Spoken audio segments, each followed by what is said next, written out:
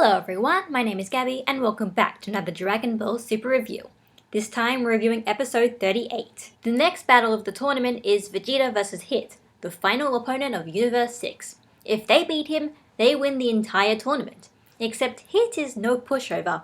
Every time Vegeta tries to attack him, Hit manages to counterattack seemingly out of nowhere, with no one even able to see him move. And then when Hit hits Vegeta seriously, it's too much for him and Vegeta loses consciousness. So with Vegeta out of the battle, next up is Goku. Everyone realizes that Hit has a special ability, a time skip.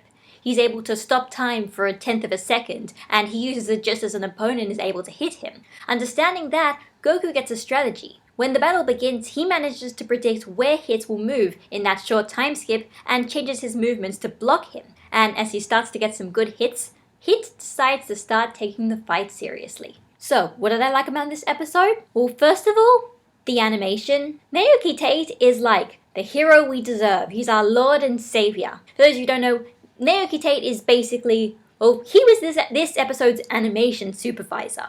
And basically, the more I've gone into Super, the more you start to realize, there are certain animation teams that just kind of cycle in and out. And Naoki Tate seems to be one of the guys who is, really trying to, not just have these episodes, look passable, but actually have them look cool.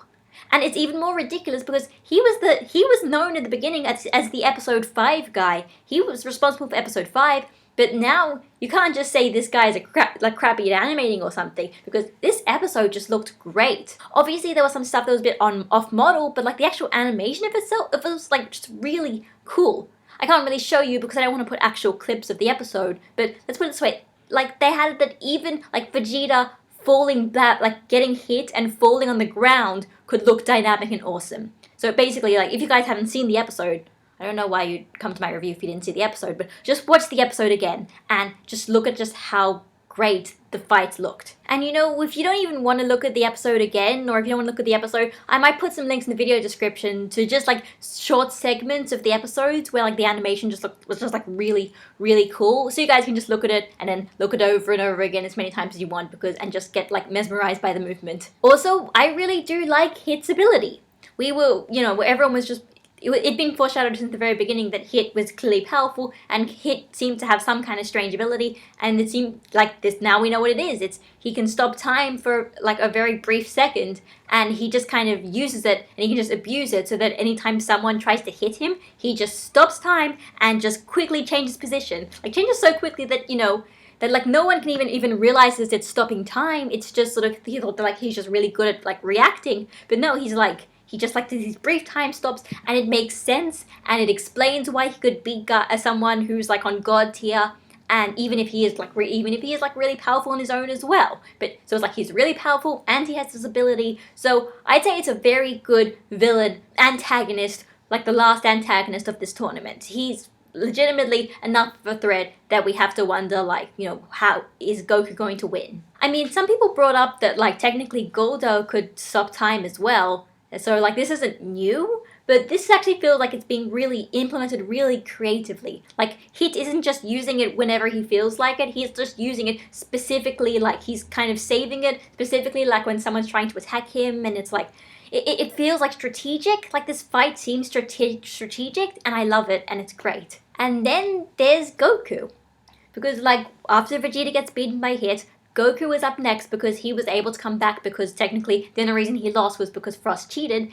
And so he comes up, he shows up, and very quickly he's starting to understand Hit's ability and trying to work out ways to counter it. He sort of bases his movements on what he thinks Hit is going to do. So he starts attacking, and then at the very last second, at the brief split second when Hit can't even realize, he's going to change his intentions so that he works out when Hit's going to stop, and then so he can block. And that just sounds ridiculous, but that is just so Goku.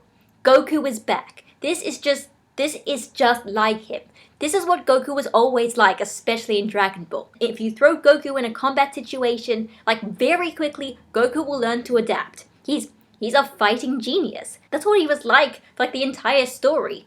And after stuff with Resurrection F and some stuff in Super, I was wondering if almost Toei had forgotten about that, or Toriyama or whatever. But it seems like it hasn't. They remembered that Goku is actually good at this fighting business. He doesn't just need Beerus or Whis or Vegeta or someone to just yell at him and tell him the exact strategy of what to do. No, he works this all out on himself by himself. In fact, I'd argue that even if he hadn't gotten a tip about the time-stopping ability, I'd say it's in character for Goku to probably be able to figure this out by himself. Because that's just his character. As for what I didn't like about this episode, so this episode, when Beerus and Whis are talking a bit and worrying about if Goku will be able to beat Hit, Whis kind of reveals that it seems like Monaka isn't actually that strong at all. In fact, he's just an amateur, and Beerus kind of just lied to Goku and Vegeta to try and give them motivation to get stronger. Some people really hate, despise this idea. I'm a bit, I don't know. I kind of accept it a lot more because now that I know that this seems to be true, it's actually kind of obvious. Ever since we saw Monaka's appearance and then Goku punches him and then he doesn't block or dodge or anything, this has kind of been a thing that everyone's always been somewhat suspecting, but no one was really sure if they would actually do it or not. But it's kind of obvious now I'm thinking about it. They've been hinting at it for a while. See, this is a good twist because it's not so unpredictable that absolutely no one ever thought about it ever, but at the same time it's not so predictable that everyone called it. Of course, I still have two problems with this. I mean, number one, the fact that the guy who was seemingly supposed to be stronger than Goku and Vegeta, and he's actually not strong at all, means that Goku and Vegeta are a lot higher up on kind of the power scale, which means there is a lot less that they have to do to sort of be the best. So there's a lot less opportunities for character development and stuff like that. So that's a bit of a shame. And the other thing that's kind of annoying is it's just a bit strange, I think, for Beerus. I think I'm sort of starting to understand his reasoning now, but it is a bit unusual that Beerus would actually literally jeopardize his chances just for this slim chance that Goku and Vegeta might get motivated by the idea of Monaka so much that they'd get a lot stronger. But at this point I still think that everyone's just getting really pissed off about this because they had all these ideas about Monaka fighting and all these expectations, even though in the end that seemed to not actually be the intention from the very beginning. So really, it's your fault, guys. You just expected something, not realizing that this was supposed to end completely differently. So, as for next episode, Goku and Hit are going to be fighting, and Hit is seemingly going to get stronger, and Goku is going to try and pull out his trump card.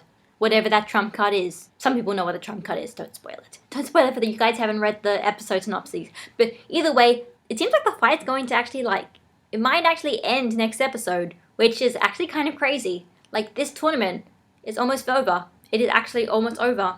I'm gonna kind of miss it, to be honest. The tournament is over and it doesn't even seem to be any real indication as to what's going to happen afterwards. At this point, there's no pamphlets, there's no flyers, there's no advertising, so we're kind of all in the dark right now, which is actually kind of crazy and awesome and ridiculous. But either way, yeah, I am gonna miss the tournament. It's been fun. Maybe there were some things they could have done better, maybe there were some things they could have done in general, but what we did get, at least, was fun. So that was Dragon Ball Super episode 38. It was a really enjoyable episode. Obviously, it introduced the biggest threat in Universe 6's team, and I think it introduced it very well. We got two really quality fights, even though one of them isn't actually completed yet, and we have got some plot information, some stuff that some people don't like, some stuff that some people like, some stuff that is just I'm realizing was always going to be there. We just kind of collectively forgot. So either way, I'm really excited to see how the Goku and Hit fight will end and how this entire tournament will end. Really,